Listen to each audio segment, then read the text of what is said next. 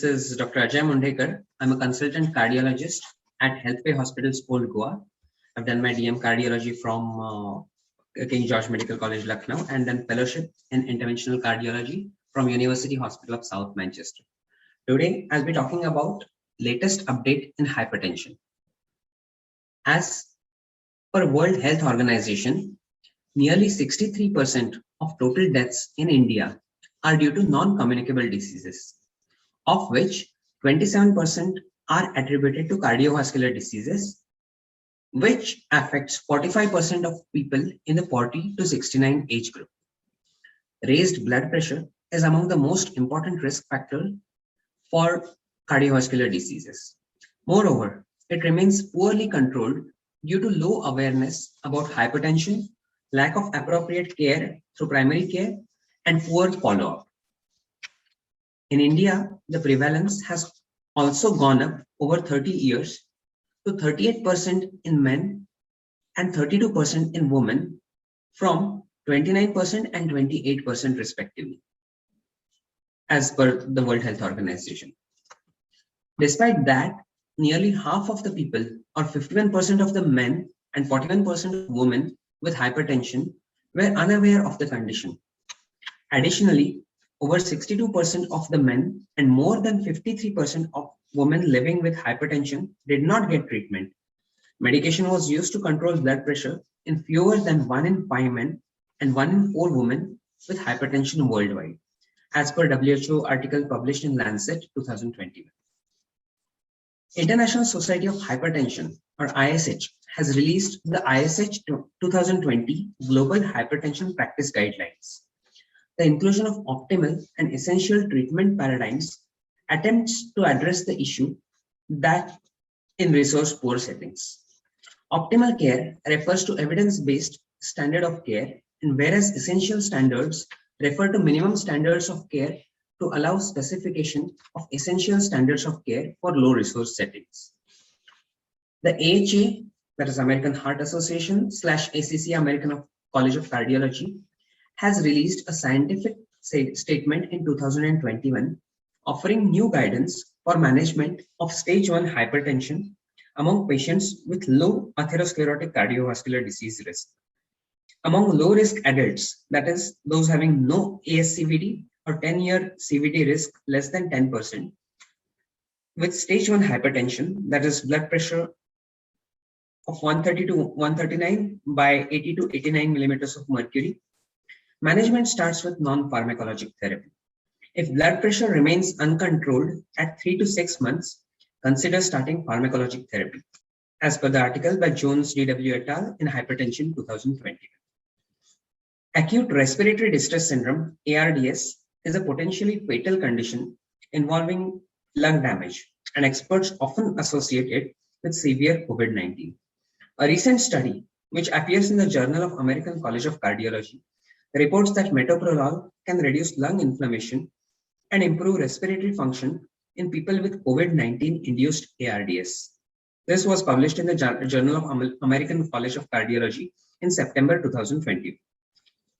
Lowering systolic blood pressure targets down to the 110 or less than 130 mmHg range substantially reduced cardiovascular adverse events in the STEP randomized trial, affirming the SPRINT findings for an older Chinese population.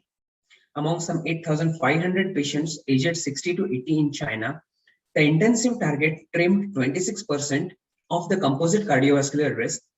Findings from now a second major trial supporting a lower target could unite the guidelines, which even among US professional societies range from the thresholds of 130 to 150 millimeters of mercury. This article was published by Zhang W. et al. In New England Journal of Medicine in 2020. With regards to prognostic value of ambulatory blood pressure monitoring and nighttime blood pressure, the 2018 European Guidelines on the Management of Arterial Hypertension recommend that the diagnosis of hypertension should not only be dependent on office BP measurements, but also on out-of-office measurements, such as ambulatory blood pressure monitoring, ABPM, or home blood pressure monitoring, HBPM. 24-hour and nighttime BP measurements were associated with greater risks of mortality and a composite of cardiovascular outcome. Thus, they may be considered as the most relevant measurements for estimating cardiovascular risk. For every 20 by 10 millimeter of mercury increment of blood pressure measured at night, the risk of mortality increased by 23% and the risk of cardiovascular events by 36%. Most patients with hypertension require lifelong medical therapy to achieve optimal BP control. The 2018 European guidelines equally recommend 5 classes of antihypertensive drugs. Considering high non-adherence treatment, the importance of combination treatment is particularly highlighted to improve adherence to therapy and BP control. Therefore, the 2018 European guidelines recommend, especially in the context of lower BP targets, to start antihypertensive therapy with an initial dual fixed dose combination of ACE inhibitors or ARB plus calcium channel blockers or diuretic. Since early July 2018, products containing valsartan have been recalled worldwide. The reason is the detection of a known carcinogen, namely N-nitrosodimethylamine (NDMA), which can be found in candesartan, irbesartan, losartan, olmesartan, and valsartan. NDMA has been classified by the WHO International Agency for Research on Cancer to be carcinogenic in humans. If 1 lakh patients would have received NDMA contaminated valsartan from Zhejiang Huahai, which is the manufacturing site where the highest level of contaminants were found, every day for 6 years in the highest dose, it could result in 22 additional liver cancers over the lifetime of these patients.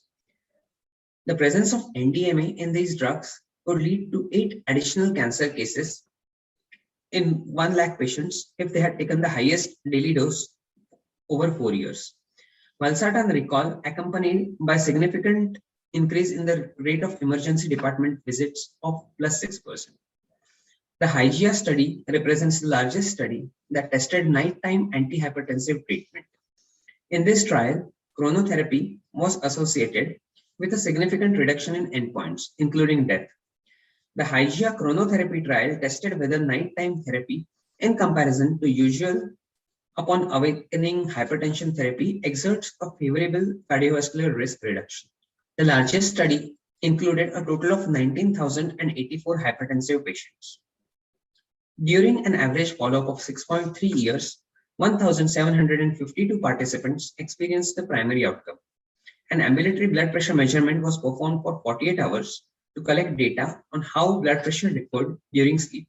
The relative risk reduction for cardiovascular events was significantly improved for the nighttime treatment when compared with the awakening treatment. Thank you very much.